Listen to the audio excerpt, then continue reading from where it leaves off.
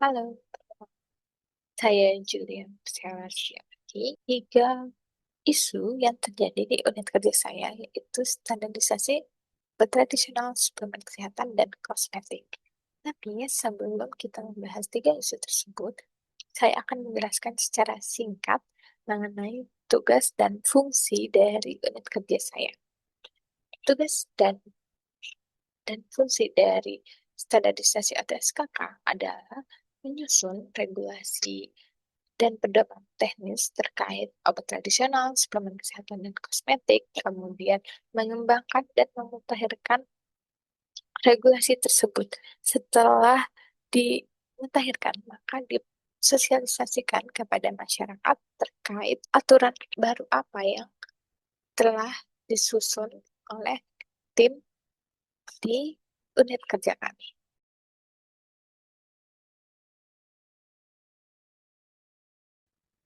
Kemudian selanjutnya saya akan membahas mengenai tiga isu tersebut.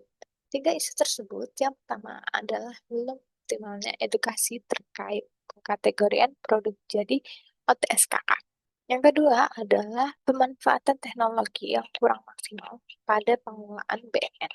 Dan yang ketiga adalah perubahan regulasi yang terjadi begitu cepat dan tiba-tiba. Sebelum saya menjelaskan, teman-teman bisa melihat tabel USB di bagian sini yang sudah saya buat berdasarkan poin-poin urgent, seriousness, dan growth dari isu tersebut.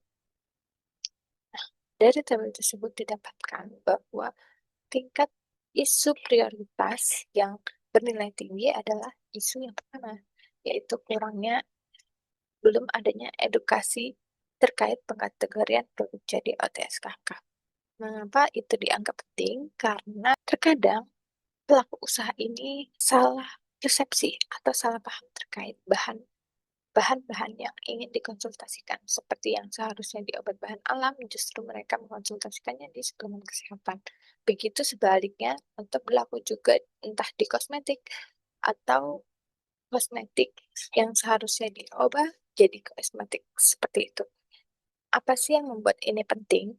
Hal ini menjadi penting karena dengan kurangnya minimnya pengetahuan mereka dan minimnya informasi yang diberikan, mereka jika didiamkan dengan situasi yang lama, maka mereka akan salah paham terus-menerus sehingga waktu untuk perizinan, waktu untuk mengkonsultasikan bahan mereka aman atau tidak, akan memakan waktu yang lebih lama, tidak sesuai dengan keinginan mereka yang mungkin ingin cepat seperti itu. Dan pola ini harus segera diatasi karena ini menyangkut pelayanan masyarakat dan bahan-bahan yang mereka konsultasikan tentu akan dialirkan pula yang berujung ke masyarakat dikonsumsi, dipakai, apakah aman atau tidak seperti itu. Maka mereka menjadi isu yang menjadi prioritas.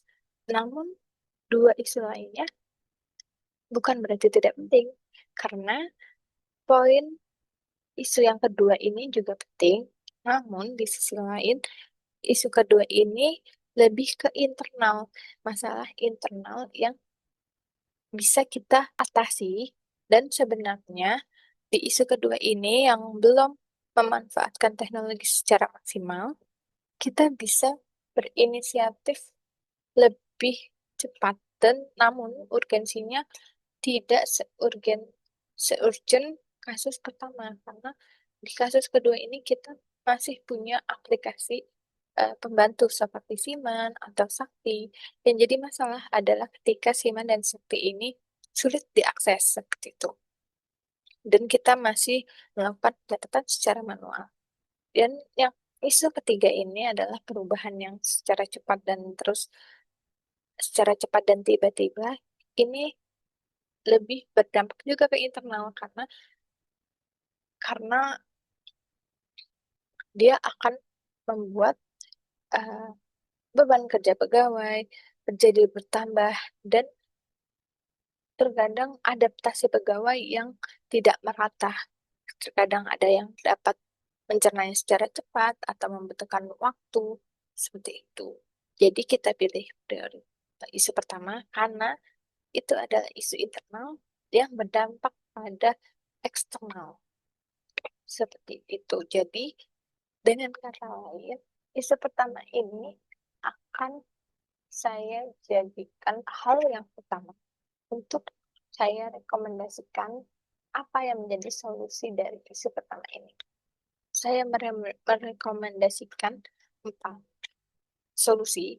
Yang pertama adalah berikan edukasi melalui sosial media mengenai kategori tersebut seperti melalui video singkat atau infografis di website sehingga mereka lebih mengetahui apa yang masuk kategori obat, SK ataupun kosmetik. Kemudian yang kedua bisa juga melalui chatbot interaktif seperti sebelum mereka melakukan konsultasi mereka tanya apakah ini kategori kategori yang mereka maksud ini masuk ke dalam kategori apa.